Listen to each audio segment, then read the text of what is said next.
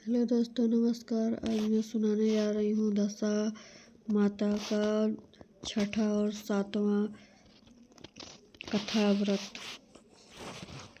दशा माता व्रत कथा पौराणिक कथा के अनुसार प्राचीन काल में राजा नल और दमयंती रानी सुखपूर्वक राज्य करते थे। उनके 2 पुत्र थे। उनके राज्य की प्रजा सुखी और संपन्न थी। एक दिन की बात है कि उस दिन होली दशा थी।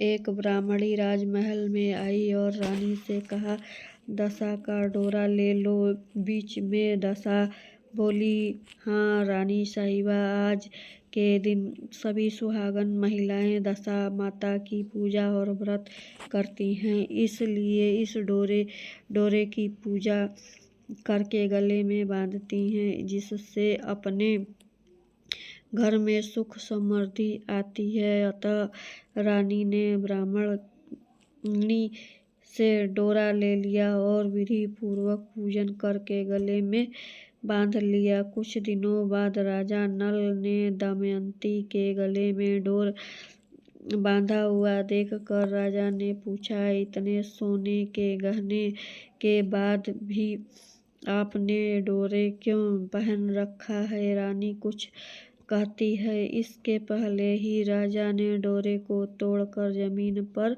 फेंक दिया।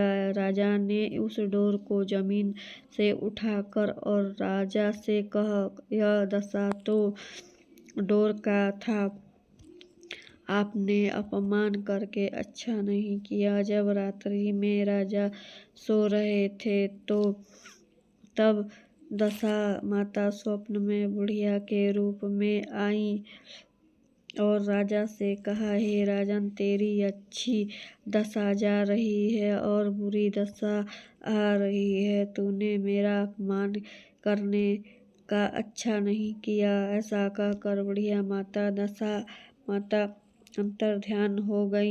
अब ऐसे तैसे दिन बीते। जैसे वैसे कुछ ही दिनों में राजा का ठाठ बाट, हाथी घोड़ा लंकस, धन धान सुख शांति सब कुछ नष्ट होने लग गया। अब तो भूखे मरने का समय आ गया। एक दिन राजा ने दमयंती से कहा कि तुम अपने दोनों बच्चों को लेकर मायके चली जाओ। रानी ने कहा, मैं आपको छोड़कर कहीं नहीं जाऊंगी। जिस प्रकार आप रहेंगे उसी प्रकार मैं भी आपके साथ रहूंगी। तब रानी ने कहा, अपने देश को छोड़ कर दूसरे देश में चले जाओ, वहाँ जो भी काम मिल जाए वहीं काम कर लेना। इस प्रकार नल दमयंती ने अपने देश को छोड़कर चल दिए।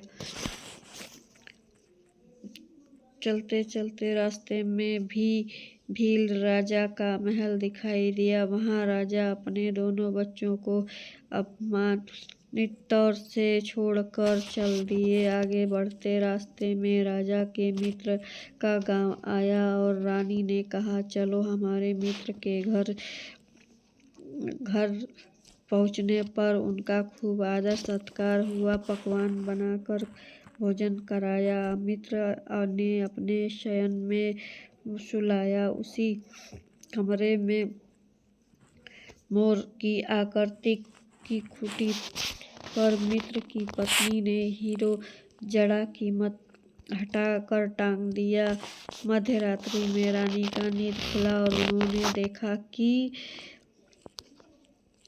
बेज़बान खूंटी को हार निकाल रही थी। यह देखकर तुरंत राजा को जगाकर दिखाया और दोनों विचार किए कि सुबह होने पर मित्र पूछने लगे, क्या जवाब देंगे। अतः यहाँ से इसी समय चला जाना चाहिए था।